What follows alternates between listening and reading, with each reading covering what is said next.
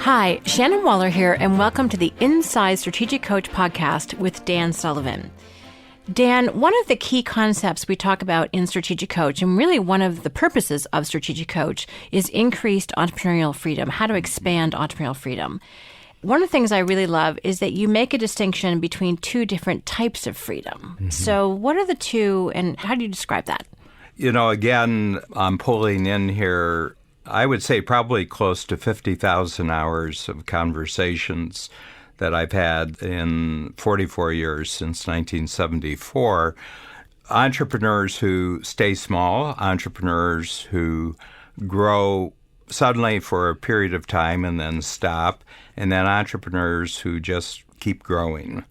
Entrepreneurism is my life. It's the area of activity on the planet that I'm most fascinated and motivated to develop my understanding, develop my ability to communicate about it, and my ability to actually create tools and concepts which help entrepreneurs continually grow. 99% of entrepreneurs have jumped into the marketplace on their own, which requires courage, and they create a freedom from employment, so they don't have to be employed.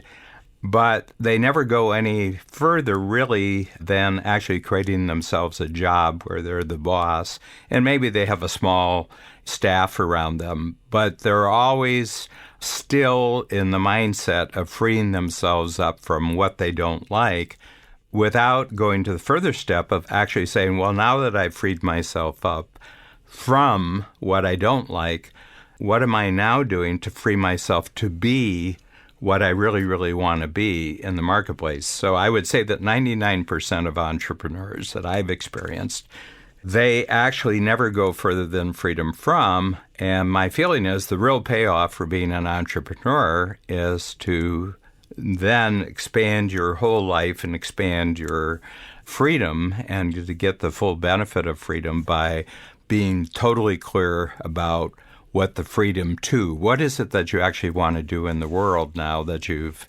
declared independence and that you've achieved independence to a certain extent. Because if you don't now from inside of yourself give yourself a vision of value creation out in the marketplace, doing something that you absolutely love, which continually fascinates and motivates you, then you're always going to be referring backwards to what it was that you were freeing yourself up from.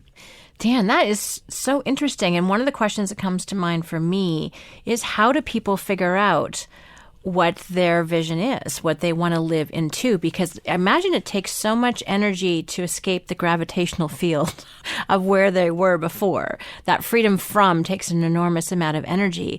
And I've met entrepreneurs who are in their business. Sometimes they're feeling quite trapped. They don't necessarily know how to escape, as one client said the other day. And they're not really clear on what their next thing is. And one of the expressions you've used, which I repeated to him, was it's not good when entrepreneurs run out of future. Yeah. And so how does an entrepreneur tap into what their freedom to is? The big thing here is, to a certain extent, freedom from is really easy because the circumstances that are defining your freedom are coming from things that you don't like. So it's a negative model. And one of the mindsets that accompanies this when it becomes your lifetime approach is nobody's going to tell me what to do. Nobody's going to tell me what to do, This has enormous implications as far as what your support team looks like. Okay, so what I notice is that freedom from entrepreneurs treat their team members not as team members, but as almost like servants. Okay, and the job of the servants are just to do what the entrepreneur says. But the breakthrough for the entrepreneurs I've seen is where the team members actually become creative partners. Okay, and they become unique ability partners in the sense that they have unique abilities that you don't have. And therefore, the proper use of a unique ability teamwork is not to free yourself up from anything. It's actually to create something brand new that's twice, 5 times, 10 times bigger than you could ever do on your own as a single individual. And what that requires is that you have to make a switch from being the person who's in control to the person who's being in charge. Okay, so if anybody followed me for a week of my time when I'm in, let's say I'm in Toronto, and I'm spending 5 days in the office Monday through Friday, and I'm here, from normal business hours. I don't work long business hours. From the moment I come in on Monday morning until I leave on Friday night, I'm being managed by 5 or 6 different individuals who are saying, Dan, this is what you're doing next, this is what you're doing. And all through the week, I'm following the directions of managers who know the big game plans. So they know I'm in charge of a big vision, of what I'm trying to do. It's the 10 Times program. It's the new Game Changer program that we're starting in 2018. It's the podcast series that I'm doing with you. It's the books that we're writing together. It's the videos that I'm doing. But there's a manager in charge of every one of these projects who are very, very good at organizing things. And what they do is they simply tell me what my role is in this activity, and everything else is taken care of. All the setup, all the details, all the follow-up from the activity is handled by other people. And the reason is I'm not freeing myself up from anything. That happened a long time ago.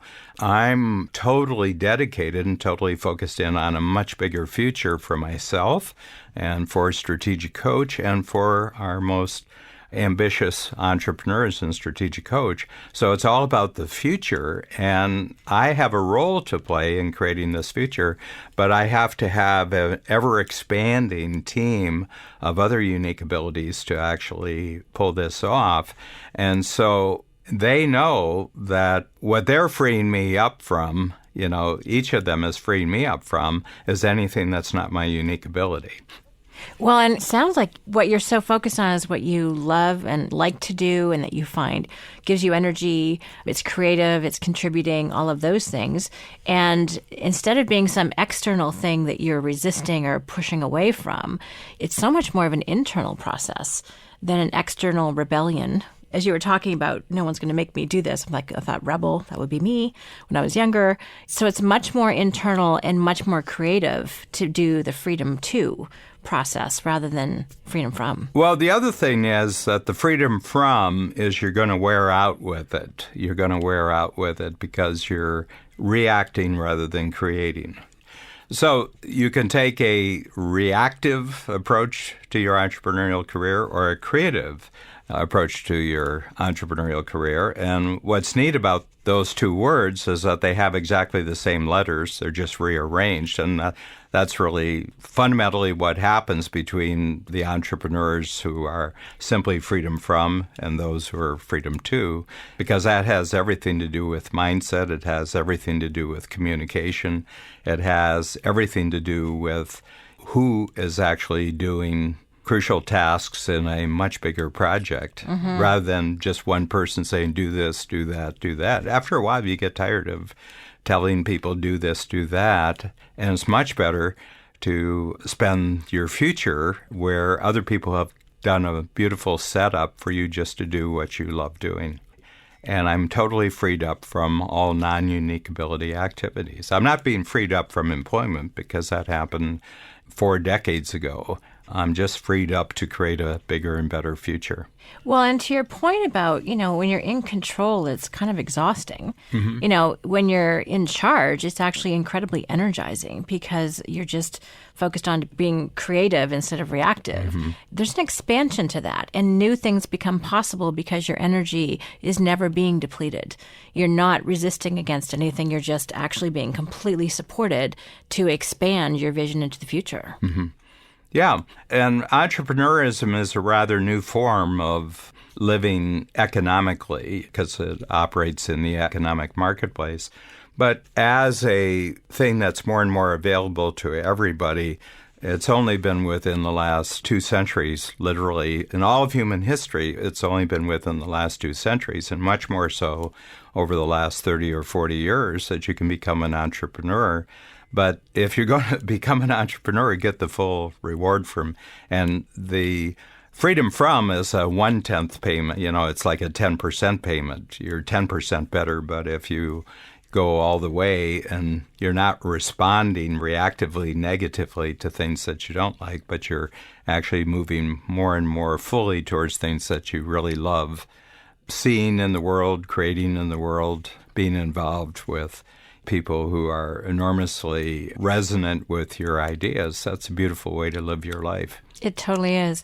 Dan, what are a couple first simple steps that people can take to move from freedom from and much more into freedom to? The central changeover is you focusing on your unique ability and surrounding yourself with other individuals, a greater expansion of a team outward from the center of other people who have unique abilities of their own, but then have really big goals that are way beyond what you would do as a rugged individualist entrepreneur. You've essentially created a job for yourself.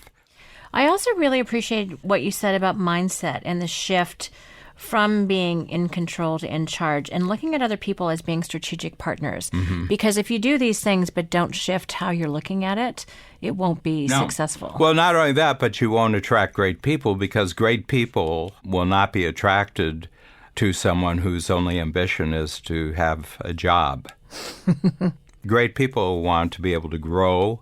They want to be able to expand themselves. So they are technically going to be in an employment situation, but they want an employment situation where it's just pure growth, that once they enter into the teamwork with the entrepreneur, then they will constantly grow, and their dreams and their bigger goals can be accomplished within this teamwork. But if your only approach to entrepreneurism is not to have other people tell you what to do, then you won't attract those individuals. It just wouldn't be attractive to someone who's really great. I mean, if we just told you what to do, you never would have come, because working with me and working with Babs, we just said, Shannon, what do you want to do next? That's bigger than what you're doing right now. Mm-hmm. You couldn't do that if we weren't doing that. Very true. That's a great point. I'm excited, Dan, because I know this will land with people and they'll have a chance to really experience the full benefit of being an entrepreneur, not just the 1/10 version. Mm-hmm. So thank you. Thank you.